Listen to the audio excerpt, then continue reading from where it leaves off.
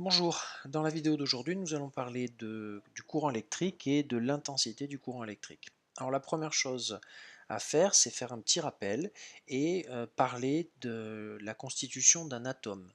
Alors un atome, c'est une particule extrêmement petite, c'est le constituant de la matière, et un atome est constitué de deux choses, en utilisant cette représentation qui est ici.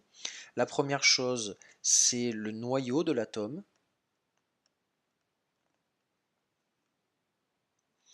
Le noyau qui contient des protons, qui sont des particules positives, et des neutrons, qui sont des particules neutres. Je vais symboliser ça par un 0.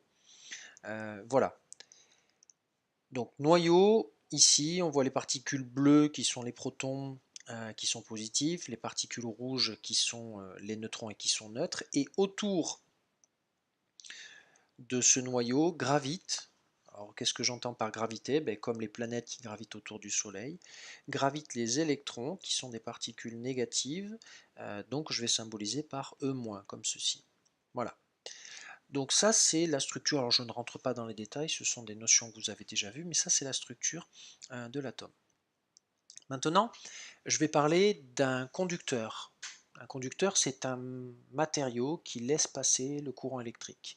Et le courant électrique, déjà, qu'est-ce que c'est? Mais le courant électrique, c'est des électrons qui circulent.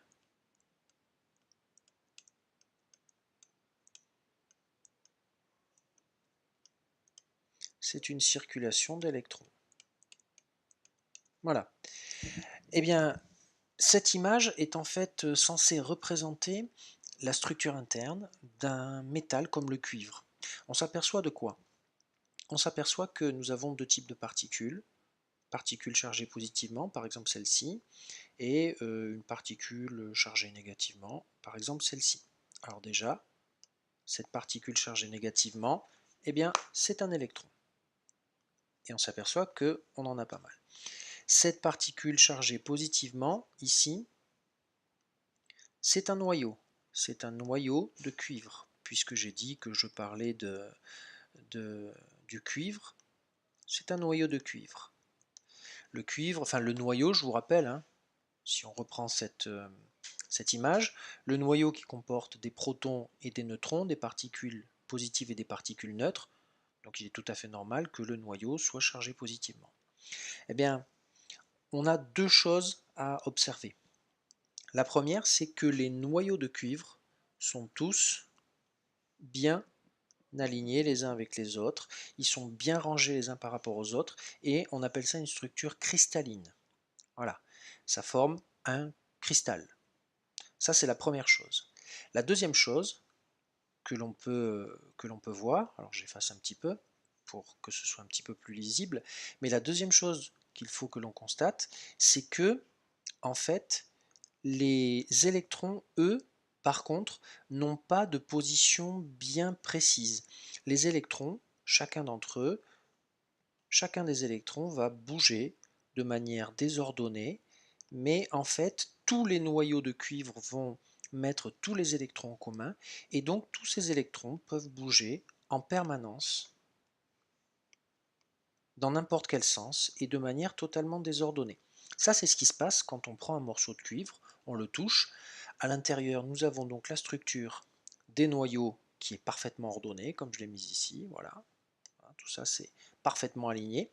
Et on a comme un nuage d'électrons qui en permanence bouge, circule, et de façon tout à fait désordonnée. Pardon. Bon alors maintenant, eh bien, qu'est-ce qu'un courant électrique? Un courant électrique, c'est très simple.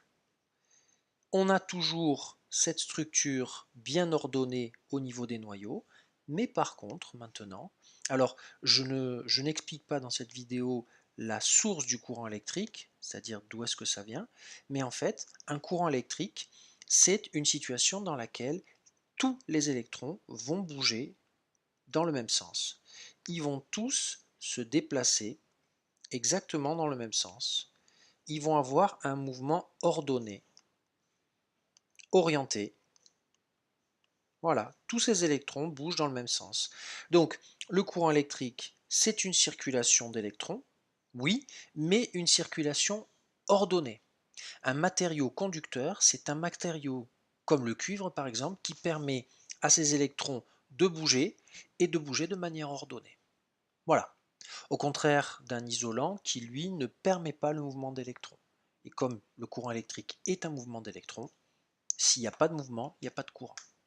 Voilà. Mais écoutez, dans une prochaine vidéo, j'expliquerai un petit peu sous quel effet, à cause de quoi les électrons vont se mettre à bouger dans le même sens.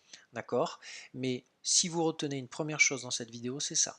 C'est la structure cristalline de notre conducteur comme le cuivre, les électrons qui sont mis en commun qui forment une espèce de nuage, et que le courant, c'est à partir du moment où tous ces électrons vont se mettre à bouger dans le même sens. C'est ce qui est extrêmement important. Voilà, j'espère que j'ai été clair. Je vous souhaite bon courage, je vous dis à bientôt.